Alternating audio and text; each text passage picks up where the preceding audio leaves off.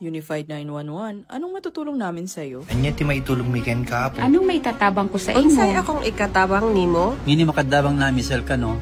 Sa anumang wika o dialekto, may tulong na darating sa iyo.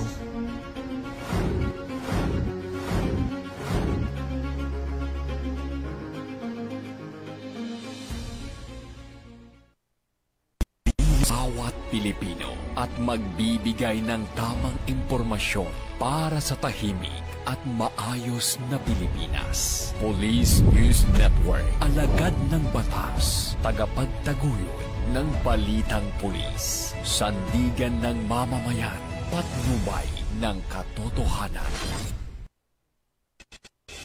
La Campo Crame, maghahatid ng pinakahuling kaganapan at nagbabagang balita. Ito ang Police News Network. At ngayon, ang inyong mga tagapagbalita. Wala.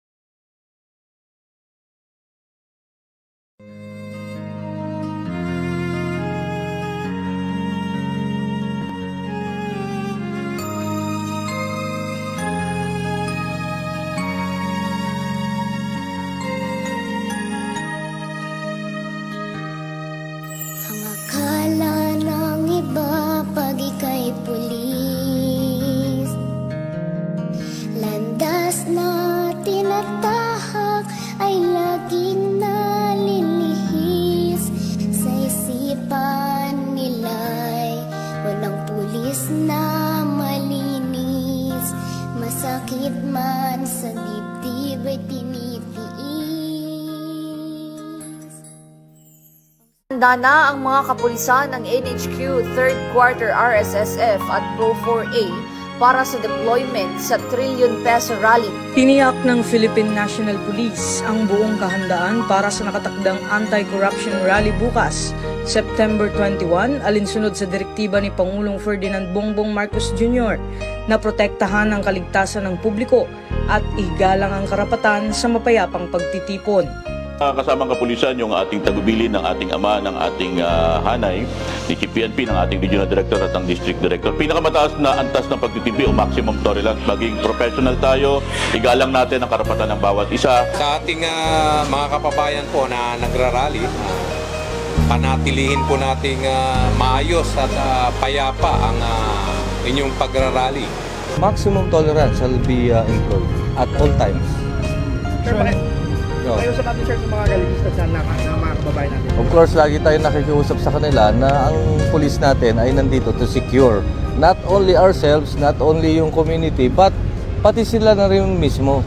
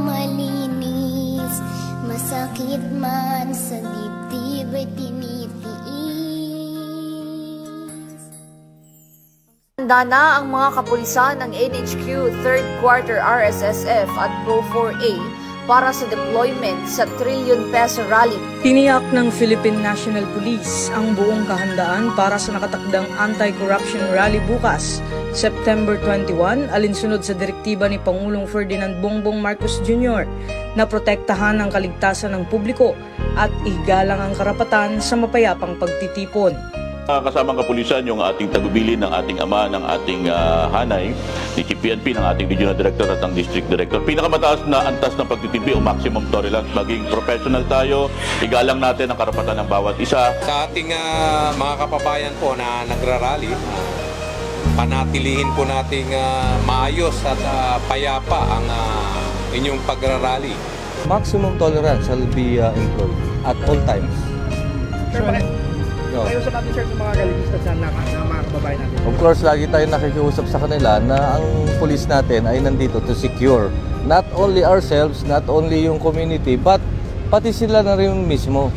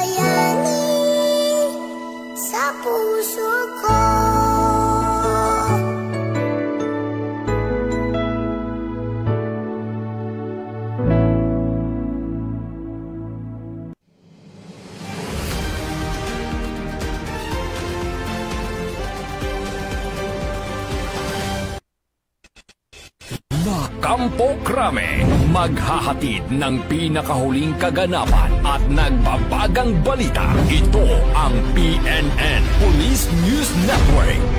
At ngayon, ang inyong mga tagapagbalita. Magandang araw, bagong Pilipinas. Ako ang inyong alagad ng batas, taga-taguyod ng Balitang Pulis. Ako po si Patrolman Edwin Baris. Maghahatid sa inyo ng tamang balita, kwento ng pulis at serbisyo para sa mamamayan. At ito ang PNP News Online. Ang pangunahing balita ng Police News Network, alagad ng batas, taga-taguyod ng Balitang Pulis.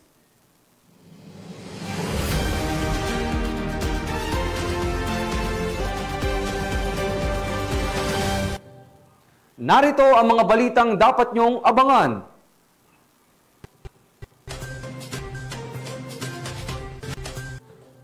Pagkakaisa ng PNP at mga organizers, susi sa mapayapang kilos protesta sa La Union.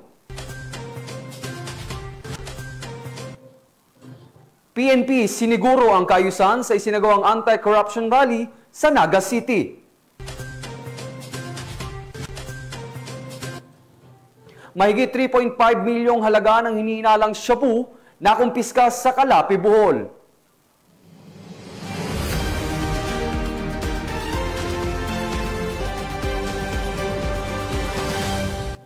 Narito ang mga balitang hatid ng ating PNN correspondents mula sa iba't ibang panig ng bansa.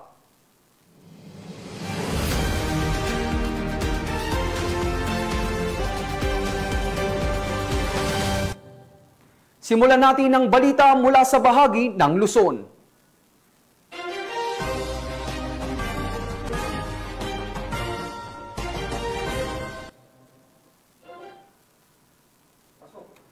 Pagpapaigting ng seguridad ng Philippine National Police at magandang ugnayan sa mga organizer, naging susi sa mapayapang protesta sa La Union.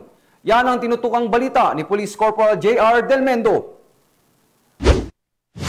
Mapayayos ang kilos protesta kontra sa korupsyon na isinagawa ng mga grupo na nagpahayag ng kanilang saloobin na ginanap sa City Plaza sa lungsod ng San Fernando, La Union. Ayon kay Police Major Lawrence Ganuelas, Public Information Officer ng La Union Police Provincial Office, bago pa ang rally kahapon, Setyembre 21, 2025, ay nagkaroon na ng maayos na koordinasyon ang panig ng PNP at ang mga organizers ng kilos protesta, kung saan nauna nang nailatag ng pulisya ang mga alituntunin at dapat sundin ng mga grupo na magsasagawa ng nasabing protesta o rally. So ang La Union Police Office at saka San Fernando Police Office is nagkandak po tayo ng security and traffic plan. So according sa ating mga organizers is na secured naman po yung kanilang pagrarally din sa may plaza sa auditorium. Before yung maganap yung rally, meron na po tayong meeting with the organizers. Inilay natin yung ating mga patakaran na dapat kanilang pagrarally sa peaceful at saka ang kapulisan naman is nandoon para secure yung kanilang kaligtasan at saka including yung traffic deployment po natin. Malayang naipahayag ng mga rallyista na nasa 500 individual ang kani-kanilang mga saloobin nang walang anumang nagaganap na hindi kaaya-aya. Nagpasalamat naman ang pamunuan ng La Union Police Provincial Office sa mapayapang kilos protesta. Mula dito sa Ilocos Region, ako ang inyong PNN correspondent, Police Corporal J.R. Del Mendo, alagad ng batas, taga-taguyod ng Balitang Pulis. Maraming salamat, Police Corporal Del Mendo. Sa walang humpay na operasyon kontra kriminalidad, top 4 municipal most wanted person na may kinalaman sa illegal na droga, arestado ng Bambam PNP. Yan ang balitang hatid ni Patrolman Janice Bulahaw. Matagumpay na naaresto ng mga operatiba ng Bamban Municipal Police Station, Tarlac Police Provincial Office ang isang most wanted person municipal level sa Zone 4 Barangay Buhilit, Tarlac City. Kinilala ang suspect na si alias G, 43 taong gulang, binata at residente ng Zone 4 Barangay Buhilit, Tarlac City. Nakabilang sa listahan ng most wanted person municipal level. Isinagawa ang operasyon sa bisa ng warrant of arrest para sa kasong paglabag sa Section 5, Article 2 ng Republic Act 9165 o Comprehensive Dangerous Drugs Act of 2002 na walang inirekomendang piyansa. Ang suspect ay kasalukuyang nasa kustodiya ng Bamban MPS Custodial Facility para sa kaukulang dokumentasyon at tamang disposisyon. Patuloy ang Bamban MPS sa pagpapatupad ng pinaigting na operasyon laban sa mga most wanted persons at iba pang individual na may kinakaharap na kaso upang mapanatili ang kapayapaan at kaayusan sa nasasakupan. Mula dito sa Gitnang Luzon, ako ang inyong PNN correspondent, Patrolwoman Janice Bulahaw, alagad ng batas, tagataguyod ng Balitang Pulis. Maraming salamat, Patrolwoman Bulahaw. Himas rehas ngayon ang isang most wanted person na may kasong rape sa sinagawang operasyon ng Luciana PNP sa Victoria, Laguna. Patrolwoman Mary May Sartorio sa report. Presto naman siya ng Municipal Police Station ang isang individual na tinaguriang Regional Most Wanted Person sa ikinasang manhunt operation nitong Biyernes, Setyembre 19, taong kasalukuyan. Kinilala ang suspect na si alias Baltas, residente na Victoria, Laguna. Sa bisa ng warrant of arrest, naaresto ang suspect na may kasong rape by carnal knowledge na walang inirekomendang piyansa. Kasalukuyang nasa kustodiya ng Luisiana Municipal Police Station ang arestadong akusado. Agad namang inimpormahan ng korte na pinagmula ng warrant of arrest sa pagkakaaresto nito. Ang pagkakaaresto ng suspect ay malaking tagumpay para sa ating kapulisan at isang hakbang patungo sa hustisya para sa biktima at kanyang pamilya. Mula rito sa Calabarzon, ako ang inyong Police News Network correspondent, Patrolwoman Mary May Sartorio. Alagad na batas, tagataguyod ng Balitang Pulis. Maraming salamat, Patrolwoman Sartorio. Naging maagap ang mga kapulisan ng Calapan PNP sa isinagawang anti-corruption rally sa Calapan City. Patrolwoman Eloisa Beredo, ibalita mo. Nagsama-sama ang iba't ibang organisasyon at sektor sa Calapan City Plaza para sa isang mapayapang rally bilang paggunita ng ika-53 anibersaryo ng martial law at upang ipanawagan ang pagtutol sa korupsyon at umano'y paglustay ng pondo para sa flood control projects. Kabilang sa mga nakibahagi ang Mindoro Kontra Korupsyon, Mindoro Forum Network, samahan ng mga magsasaka sa ginubatan, Mindoro Artist Initiative, mga guro, lokal na komunidad at mga miyembro ng simbahan. Giit na mga grupo, ang maling pamamahala sa pondo ay nagdudulot ng dagdag na pasanin sa mga magsasaka, mangingisda at mga komunidad na madalas biktima ng pagbaha. Samantala, maagang nag-deploy ng mahigit 30 pulis sa plaza ang Calapan Philippine National Police sa pangunguna ng Public Safety Head. Ayon sa kapulisan, layunin ng kanilang presensya na matiyak ang kaayusan, kaligtasan at mapayapang daloy ng programa. Binigyan diin din ng mga opisyal ang kinilala nila ang karapatan ng mamamayan na magpahayag at magtipon basta't ito ay ginawa sa paraang mapayapa at naaayon sa batas. Sa kabila ng tensyon, naging maayos ang daloy ng pagtitipon. Pinuri ng kapulisan ang disiplina ng mga lumahok at tiniyak ang patuloy na pagbibigay ng seguridad sa mga sumusunod na aktibidad upang mapanatili ang kapayapaan at kaayusan sa lungsod. Mula dito sa Calapan City, Oriental, Mindoro, ako ang inyong PNN correspondent, Patrolwoman Eloisa Joy Beredo, alagad ng batas, tagataguyod ng Balitang Pulis.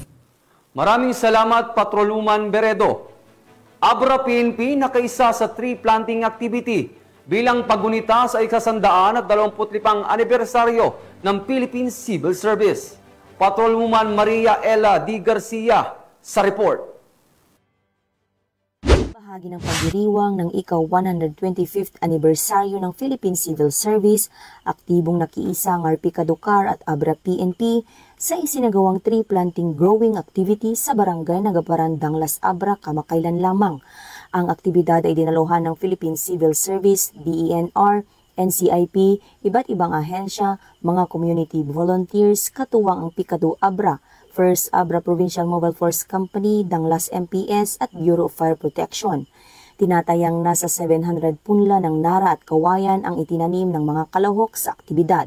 Ang mga halamang ito ay pinili dahil sa kanilang mahalagang gampanin sa pagpapanatili ng biodiversity sa Cordillera at sa pagpapalakas ng likas na depensa ng rehiyon laban sa epekto ng pagbabago ng klima.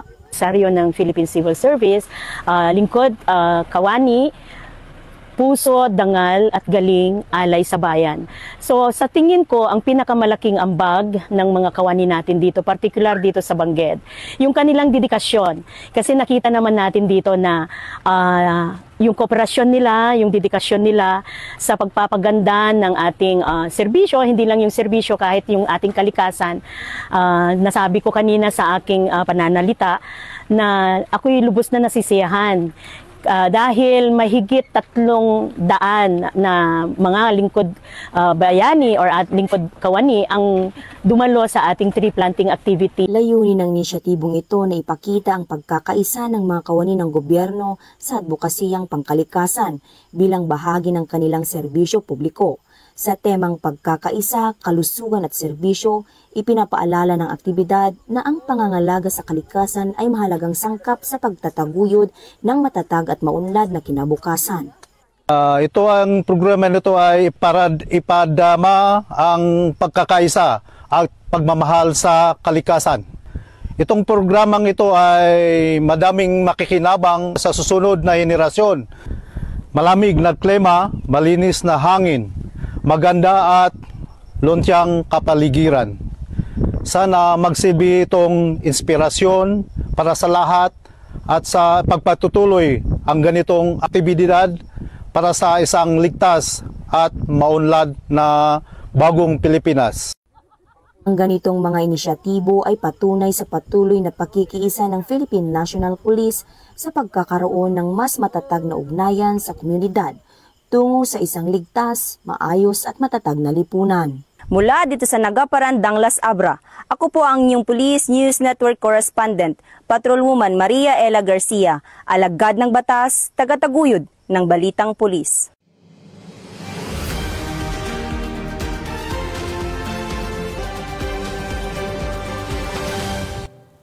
Personal na binisita ni Acting Chief PNP Police Lieutenant General Jose Melencio C. Nartates Jr.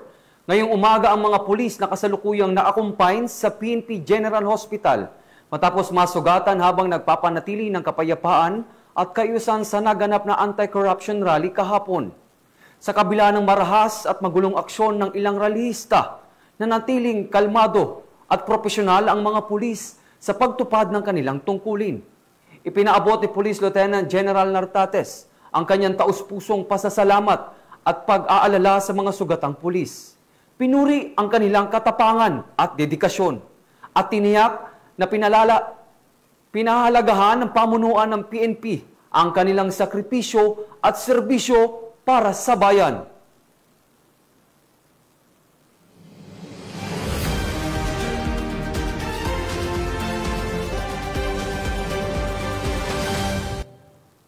Para sa weather update, ayon sa Pag-asa, maganda sa malalakas na pag-ulan dulot ng bagyong Nando at Habagat. Pinakamalakas ang ulan hanggang bukas ng tanghali sa Batanes, Cagayan, Ilocos Norte at Sur, Abra at Apayao. Malakas din ang ulan sa La Union, Benguet, Mountain Province, Kalinga at Isabela. Katamtaman hanggang malakas sa Pangasinan, Nueva Vizcaya, Nueva Ecija, Tarlac, Pampanga, Bulacan at Zambales. Dahil sa habagat, asahan ng malakas na ulan sa Occidental Mindoro at katamtaman hanggang malakas sa Metro Manila, Bataan, Cavite, Batangas, Laguna, Rizal, Oriental Mindoro at Palawan. Mag-ingat naman po tayo sa posibleng baha at landslide. Patuloy na makinig sa mga heavy rainfall warning ng Pag-asa para sa mga susunod na abiso.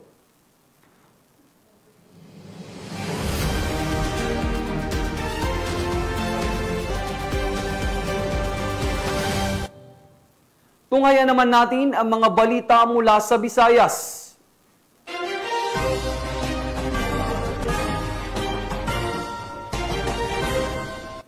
Matagumpay na naisagawa ng Tigbawan PNP ang Kabataan kontra Droga at Terorismo Symposium sa Hamog National High School, Iloilo City. Patrolwoman Carmela Panganiban, ibalita mo.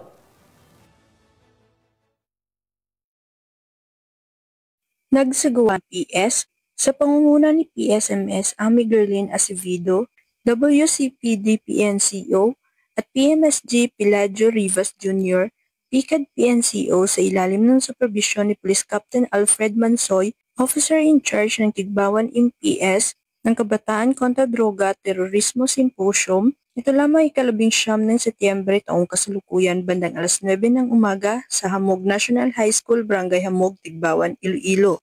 Katuwang sa aktibidad ng DSWD Region na pinangunahan ni Maria Claire Julian, Project Development Officer 2, MSWDO Sharon Gay Terania, Social Welfare Assistants, Faith-Based Leader, Pastor Anisito Villanueva at mga opisyal ng barangay sa pamumuno ni Punong Barangay James Calawigan.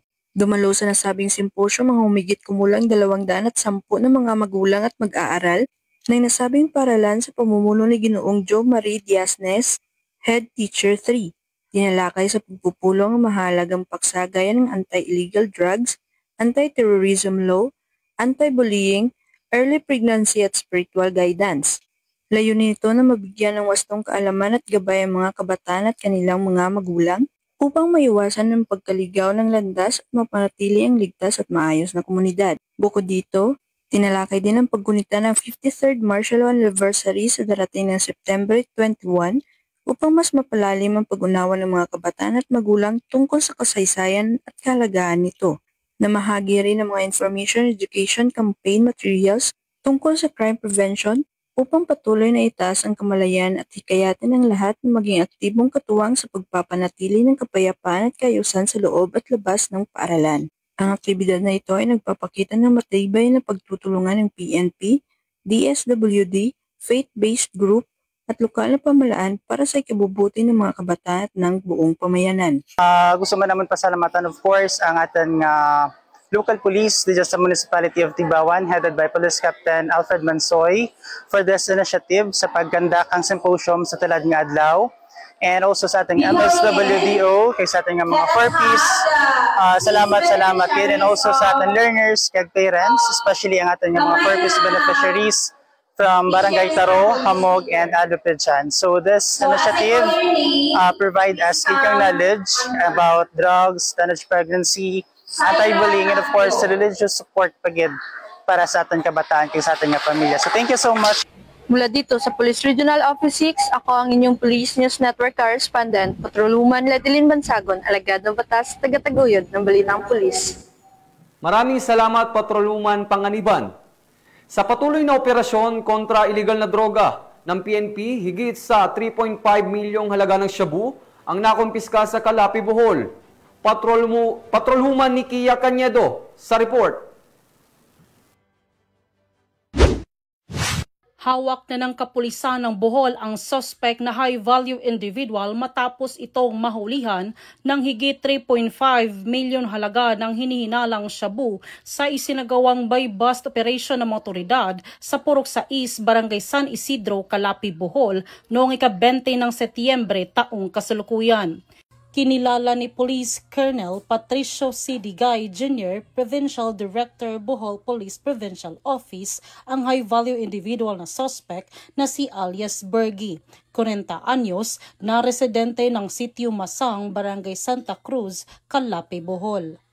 Nasabat mula sa suspect ang 9 na pakete ng hinihinalang shabu na may timbang na 520 gramo at may standard drug price na 3,536,000 pesos, buy bust money, Oppo na cellphone, sling bag, motorsiklo, isang Caspian caliber 45 at steel magazine na may 3 bala. Kasong paglabag sa Section 5 at 11, Article 2 ng RA 9165 o Comprehensive Dangerous Drugs Act of 2002 at RA 10591 o Comprehensive Firearms and Ammunition Regulation Act ang kakaharapin ng suspect na kasalukuyan nakadetain sa Calape Municipal Police Station. Congratulations po sa ating team na Provincial Intelligence Unit led by Police Lieutenant Colonel Jomar Pumarejos, ng ating Provincial Drug Enforcement Unit, at Calapi Police Station led by Police Major Neon Frances Alvarez.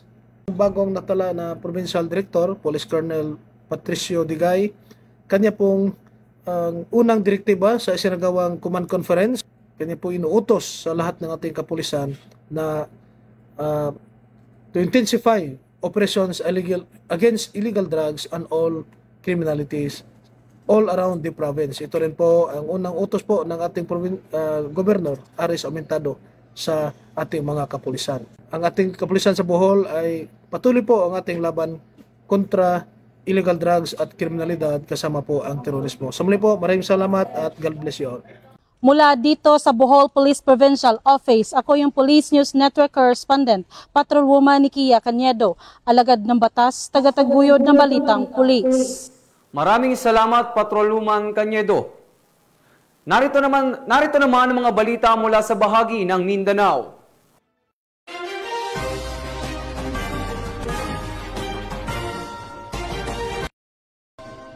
Rally sa Zamboanga City, naging ligtas at mapayapa sa tulong ng PNP. Yan ang hatid ni Patrolwoman AJ Cortez. Tagumpay na isagawa ng kapulisan ang pagbibigay seguridad sa isinagawang rally sa San Antonio Maria Claret Parish, Zamboanga City, nito lamang ika-21 ng Setyembre taong kasalukuyan. Pinangunahan ng mga tauhan ng Zamboanga City Police Office sa pamumuno ni Police Colonel Fidel B. Fortaleza Jr. ang nasabing pagbibigay ng seguridad. Sa pamamagitan ng mahigpit na pagbabantay at maayos na koordinasyon, natiyak ang kapayapaan at kaayusan sa buong aktibidad. Ang nasabing seguridad ay nagbigay katiyakan na ligtas ang mga dumalo at naidaos ang pagtitipon ng mapayapa. Walang naitalang anumang insidente na nakaapekto sa daloy ng programa. Muling pinatunayan ng Zamboanga City Police ang kanilang dedikasyon sa pagpapanatili ng kapayapaan at kaayusan at sa pagbibigay ng proteksyon sa bawat mamamayan sa mga pampublikong pagtitipon. Mula dito sa tanggapan ng kapulisan sa Rehiyon Siyam, ako ang inyong PNN Correspondent Patrolwoman AJ Cortez, alagad ng batas, tagataguyod ng balitang pulis. Maraming salamat, Patrolwoman Cortez. Pagpapaigting ng seguridad, isinagawa ng Iligan City PNP sa Diyandi Festival sa Iligan City. Pat Sara Bem Batomalaki, ibalita mo. Ay isagawa ang pagpapaigting ng seguridad sa taunang pagpakanaog ni St. Michael de Arcangel, isa sa mga pangunahing tampok ng Diyandi Festival 2025 nitong ika-20 ng Setyembre taong kasalukuyan. Ang relihiyoso at kultural na pagdiriwang ay dinaluhan ng tinatayang nasa 12,000 deboto, peregrino at mga bisita mula sa lungsod at kalapit na lugar. Sa pangunguna ni Police Colonel Jerry Itambis, City Director ng Iligan City Police Office, maayos na naipatupad ang mga hakbang pang-seguridad upang matiyak ang kaligtasan, kaayusan at maayos na daloy ng aktibidad sa kabuuan ng selebrasyon. Ipinwesto ang mga police, force multipliers at criminology interns sa mga estratehikong lugar para magsagawa ng crowd control, traffic management, anti-criminality measures at public assistance na nakatulong upang manatiling mapayapa at organisado ang kaganapan. Nagpahayag din ng pasasalamat ng Iligan City Police Office sa pamahalaang lokal, mga katuwang ahensya at sa mga buong komunidad sa kanilang support at pakikipagtulungan na naging malaking bahagi ng ligtas at matagumpay na pagdiriwang ng tradisyon. Mula rito sa Hilagang Mindanao, ako yung Police News Network Correspondent Patrolwoman Sara Bem Batomalaki, alagad ng batas, tagataguyod ng balitang pulis. Maraming salamat, Patrolwoman Batomalaki. Davao City Police Office sinigurong magiging mapayapa ang pagdaraos ng peace rally sa Davao City. Patrolwoman Mariel May Dongkilab, ibalita mo.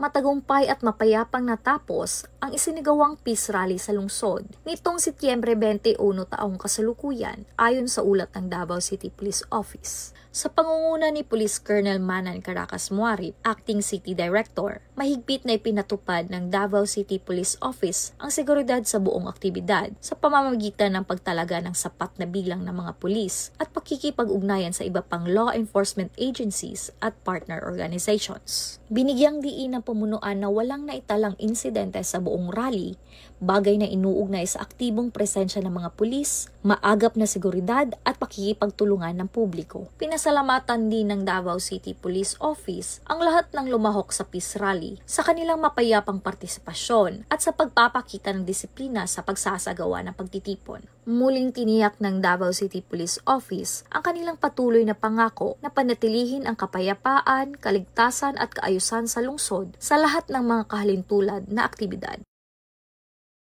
Mula dito sa Rion 11, ako ang inyong PNN correspondent, Patrolwoman Mariel May Dungkilap, alagad ng batas, tagataguyod ng Balitang Pulis. Maraming salamat, Patrolwoman Don Kilab. Rally sa General Santos City naging mapayapa dahil sa isinagawang maigpit na seguridad na General Santos PNP. Ang balita mula kay Patrolman Nerwin Medelin. Ito naman ang nagaganap na rally dito sa Plaza General Santos City. Iyan ang naging pahayag ni Police Colonel Nicomedes P. Oliver Jr., ang City Director ng General Santos City Police Office, matapos ang rally ngayong Setyembre 21 sa Plaza General Santos City. Maigpit ang ginawang pagbabantay ng buong puwersa ng kapulisan upang matiyak na ligtas at maayos ang sitwasyon. Sa pangunguna ng General Santos City Police Office at sa tulong ng iba't ibang unit ng Police Regional Office 12, nakapwesto ang mga pulis sa strategic areas, nagsagawa ng checkpoints at nagpapatrolya sa paligid ng lungsod. Bunsod dito, walang naitalang seryosong insidente at nananatiling mapayapa ang buong kaganapan. Gayunpaman, hindi na iwasan ang abala sa mga motorista at residente dahil sa matinding trapiko dulot ng pagtitipon. Hasol kayo ng kuhan, dali nila makakusog traffic. Nalangay na inunta sa atong mga kuhan, sa atong mga transaksyon. Nagpagulay mga inani. Dili tayo binigas sa mga kuhan, mga nagabiyahero. Sa kabila ng abalang itinulot ng kilos protesta, nananawagan ang PNP na gamitin ang mas maayos na paraan ng pamamahayag sa ating mga kababayan, hindi naman sana, iiwasan natin yung pag-join sa rally para hindi na tayo dagdag ng violation ng traffic dito, buhol-buhol pa yung ating traffic law dito sa siyudad ng General Santos City. Sa kanilang mahigpit na pagbabantay, tiniyak ng Gensan PNP na mapayapa at ligtas ang lungsod. Muling ipinaalala ng kapulisan na ang tunay na pagbabago ay mas nakakamtan sa mapayapang paraan na pagkikipag-ugnayan kaysa sa lansangan. Mula dito sa General Santos City, ako ang inyong PNN correspondent, Patrolman Nerwin J. Medelin, alagad ng batas, tagataguyod ng Balitang Pulis. Maraming salamat, Patrolman Medelin. Bagong kilalang street-level individual, huli sa bypass operation sa Butuan City. Tinutukan niya ni Patrolwoman Joanna Kawili. Isa na namang individual ang sangkot umano sa ilegal na droga ang nahuli sa ikinasang operasyon ng kapulisan sa Barangay Libertad, Butuan City. Kinilala ang suspect na si alias Winwin, 45 anyos, binata at self-employed. Itinuturing ang naturang suspect bilang isang street-level individual o nasa antas ng kalye ang operasyon ng pagbibenta ng ilegal na droga. Ayon sa ulat ng Butuan City Police Office, isinagawang operasyon sa bisa ng search warrant na nilabas ng korte. Pinangunahan ito ng City Drug Enforcement Unit, katuwang ang BCMFC, SWAT Team, Butuan City Police Station 3, at PIDEA Agusan del Norte Provincial Office. Nasamsam mula sa suspect ang isang sachet ng hinihinalang shabu na nagkakahalaga ng humigit kumulang 6,800 pesos. Pati na rin ang iba't ibang drug paraphernalia na gamit sa pagtutulak at paggamit ng bawal na gamot. Kaagad na dinala sa kustodiya ng BCPO, CDAU, ang suspect at ang lahat ng nakumpiskang ebidensya. para sa kaukulang disposisyon at pagsasampa ng kasong paglabag sa Republic Act 9165 o Comprehensive Dangerous Drugs Act of 2002. Sa isang pahayag, binigyang diin ni Butuan City Police Director Police Colonel Romel Villamor na patuloy ang maigting na kampanya ng kapulisan laban sa iligal na droga upang masiguro ang kaligtasan ng mga pamilya at kabataan. Mula dito sa Police Regional Office 13, ako ang inyong PNN Correspondent, Patrolwoman Joanna Kawili, alagad ng batas, tagataguyod ng Balitang Pulis. Maraming salamat, Patrolwoman Kawili. Regional Coordinating Conference para sa 2025 First BARM Parliamentary Election isinagawa sa Cotabato City. Yan ang hatid ni Patrolwoman Judy Ann Alibo. Isa na namang individual ang sangkot umano sa iligal na droga ang nahuli sa ikinasang operasyon ng kapulisan sa Barangay Libertad, Butuan City. Kinilala ang suspect na si alias Winwin, 45 anyos, binata at self-employed. Itinuturing ang naturang suspect bilang isang street-level individual o na Para sa patuloy na 2025 First BARM Parliamentary Elections, isang matagumpay na Regional Coordinating Conference ang isinagawa sa 141 Sinsuat, Cotabato City nito lamang 19 ng Setyembre taong kasalukuyan. Sa pamumuno ni Police Brigadier General Jason C. D. Guzman, Regional Director ng ProBAR, ang naturang aktibidad ay dinaluhan din ng ibang security sector tulad ng AFP, COMELEC BARM, mga lokal na opisyal at iba pang stakeholders. Naging talakayan sa naturang pagpupulong ang security preparations, deployment plans at pagtugon sa mga posibleng hamon sa halalan, mga plano at estratehiya upang matiyak ang mapayapa, maayos at ligtas na halalan. Layunin nitong mapalakas ang koordinasyon at pagtutulungan ng iba't ibang ahensya, matukoy ang mga posibleng hamon sa seguridad at kapayapaan at makapaglatag ng konkretong plano. Higit sa lahat, nakatuon ang komprensiya sa pagtitiyak na ang halalan ay maisasagawa sa ligtas, maayos at mapayapang paraan na may mataas na antas ng integridad at transparency upang mapalakas ang tiwala ng mamamayan sa demokratikong proseso ng BARM.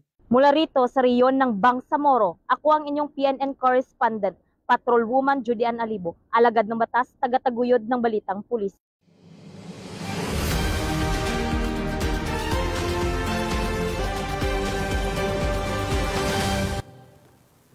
At yan ang mga balitang nakalap ng ating PNN correspondents mula Luzon, Visayas at Mindanao.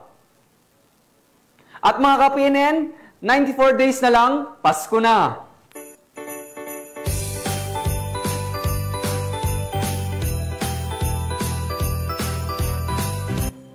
Sa ngalan ng pamunuan ng Philippine National Police sa pangunguna ni Acting Chief PNP Police Lieutenant General Jose Melencio Nartates Jr. at sa pamumuno ni President Ferdinand Bongbong Marcos Jr., kami ay maglilingkod sa bawat Pilipino at magbibigay ng tama at balansing balita. Mula rito sa tanggapan ng tagapag-ugnay ng Pambansang Pulisya, kami ang inyong alagad ng batas, tagataguyod ng Balitang Pulis. Ako ang inyong tagapag-ugnay. Maghahatid ng tamang balita, kwento ng pulis at serbisyo para sa mamamayan. At ito ang PNP News Online.